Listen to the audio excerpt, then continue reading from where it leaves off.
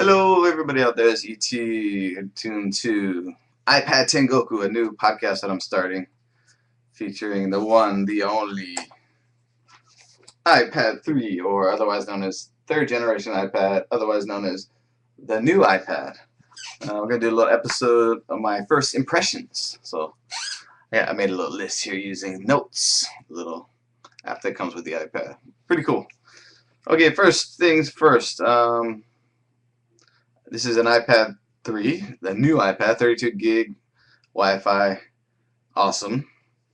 Package, first impressions. First impressions were really nice packaging, tight, simple. One thing I noticed that was kind of irritating, not irritating, was a little cheeky, was the lack of headphones. It would be nice if Apple actually threw some headphones in there. And everything else was cool. You know, nice cellophane or plastic cover. Really tight box, so hard to kind of get it undone. So the QC or the measurements between the boxes was really, really tight compared to a lot of other. So the detail, attention to detail is just amazing for this. The whole thing, the device itself and the packaging. Next, the fit and finish of the device itself, which is inside this case, is Apple quality, so you know it's good. There are no blemishes, no nothing on the one that I actually received. The startup was straightforward and cool, going through the steps, asked you make sure, do you want to do location, do you not? And the one thing that really sucked was syncing all your old apps, especially if you chose to sync over iCloud, which was a big mistake. And at the time, I'm sure the rest of the world was doing the same thing, so everything slowed down to a halt. So what I ended up having to do was basically ended up deleting the majority of the apps that I knew I wouldn't use, because I wanted to actually get out of the house that night and meet up some of my buddies for a little iPad meetup, little technology meetup that we were doing. So that sucked. The screen's awesome, looks awesome. Quality is amazing. Even blowing up the old apps is pretty decent. And one of my apps, actually, let me show you here, is one called Kana Sounds. It's right there, the light blue one. So it is a Japanese hiragana and katakana app. The only thing that really looks pixelated, which you probably, let me see if I can get it to focus pretty good. Well, this video capturing on YouTube is not the best quality, but the icons are a little pixelated. The text is not, but interestingly, I used all Apple Xcode buttons and text, so this scales perfectly, so it looks clear, no jaggedy edges at all on the main content of the app itself. So that's pretty dope. You know, it's sized perfectly. So I was gonna actually redo this for the iPad, but once I saw it, no need. It's a done deal. Of course, it won't be listed in the iPad section of the store without me, you know, releasing a new version. But I'm not that pressed about it. But it turned out pretty good. Luckily, the images I made this was actually pretty high, pretty big image, so it upscales and there's no jaggedy edges at all that I can see. Pretty cool.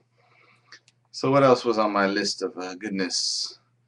New apps are slowly creeping onto it, and I didn't purchase any of the Apple ones yet. I didn't purchase GarageBand or iPhoto or any new apps yet. I'm gonna get iPhoto and GarageBand most likely, and iMovie and iPhoto 100%. GarageBand I'm still debating. Let's see. The camera is really good quality. The front-facing one, or the rear-facing one, this one sucks. It's good for FaceTime, but in low light is terrible. Or in fluorescent areas. This room is not so bad, but if you're in any kind of low light situations, it's terrible. The front facing is really good, except again, low light is not that great. FaceTime is pretty cool. Tested that out. Again, there's not that many people using FaceTime, so it's kind of junk. Skype's better. We did test out Skype audio with a buddy of mine's brother who lives in England, and it worked really nicely with the mic and the camera. We did use the camera, but the audio was really tight too. Battery life is awesome. Mine came with like 99% charge, and I've been using it for a couple days, and I've charged it once. Friday, Saturday, 3 days, basically 2.5 days. Charged it once, and now I'm at 52%. And my son was playing uh, Minecraft Lite, Pocket Lite edition all day. So this thing lasts. The battery is awesome. Let's see. Dictation works pretty good. Once you train yourself, I live in Japan. I teach English, so I have to speak really clearly and enunciate the words so the students can understand. Maybe not in normal blogs, but in normal life I do. So it's pretty easy to get it to understand the majority of what I say. I did throw a little Hawaiian pidgin English at it, and it was freaking hilarious. I forgot what it actually said, but it's pretty cool. What's next? I did set up my dev account and loaded up my apps that I've been kind of holding off because I knew the resolution, higher resolution screen was coming, the Retina display. So I hooked it up, and you got to do a couple things inside of Xcode to make it so that you have the device can be partitioning for development. So that's pretty cool. But yeah, I like it a lot. This is my first official iPad of my own. I've had use of an iPad 1 with my wife's company and my friends, but I've never actually had a full-on iPad at my own disposal, though my son actually is trying to take it over really quickly, so I gotta nip that in the bud. Some apps that I've been playing, and I've downloaded the Khan Academy app, which I blogged about on the blog at iPadTengoku.com. Pretty good app. I've downloaded, what's the one? Draw Free. This is awesome. This is an awesome game, and I've been having games with my friends and some strangers that I don't know. But this game is awesome.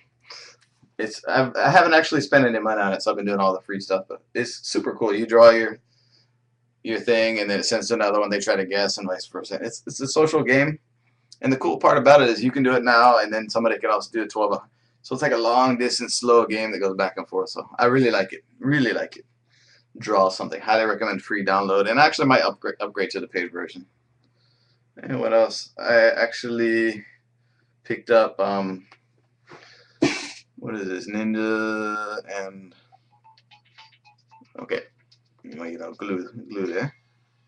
Okay, what Samurai vs Zombies Defense. So it's a pretty cool game. I was just trying to get as many games as possible. And it's pretty cool. You walk and then you attack the zombies and stuff like that. So pretty cool. What else did I actually get? Minecraft Lite is awesome. You can move around. My son's built some pretty cool stuff here. Considering he's only 4.5, he built an underground passageway with torches by himself. I didn't tell him how to do anything. So pretty awesome stuff. And he plays. There's two actual. I don't know if he's gonna kill me for quit the game. So you can do either creative mode or survival mode. Creative mode lets you do unlimited resources, flying and everything. Basically a building area. Then survival mode is actually you got mobs and health and gather resources. So kind of like a game. This is the light version. This is free. So highly recommend you definitely hit that up and enjoy it. What else did I get? Oh, Fruit Ninja HD Lite. I downloaded that. Kindle and everything else was slowly updating. And Flipboard. Flipboard is one app that my buddy who has an iPad, who got the iPad 1, actually told me this is one that you actually need to own. And you can load it up with all your favorite news and stuff like that. So I'm really liking this as a magazine reader type thing. Kind of replaces your RSS reader. It's pretty cool. And you can, let's see, let's go into autos.